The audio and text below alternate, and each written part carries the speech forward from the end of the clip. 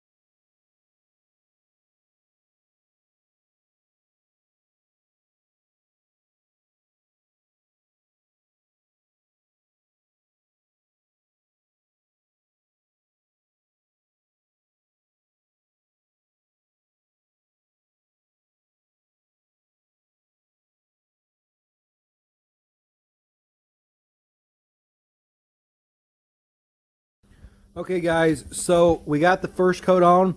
I'd like to thank my sister for helping with this. This was just the first coat. This will get sanded and then we'll do a second coat and maybe a third coat. But yeah, make sure you do this in a well ventilated area. The garage here is not well ventilated, so I'm getting a headache off the fumes. I got the door over there open now, but I've got to pay attention to the temperature in the garage, trying to keep that at a certain temperature for the hardener and for it to cure. I'm kind of worried about that. This one coat we used a third of a quart, so 10.6 ounces give or take, and then I used just a little bit over a quarter. It was like 0.265 of the hardener. Really close. I got it as close to it as I could, but hopefully it hardens and cures good. And then we'll wet sand it smooth, get some of the imperfections out, and then clean it up for a second coat. Second coat will probably be tomorrow evening, maybe, depending on how it's curing. But yeah, it looks pretty good. I'm happy with it so far.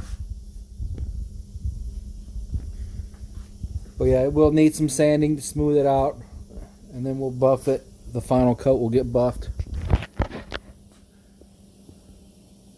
So I got to get out of this garage and get some fresh air. I got to go get some more supplies. I need another paint liner, and some more stirring sticks.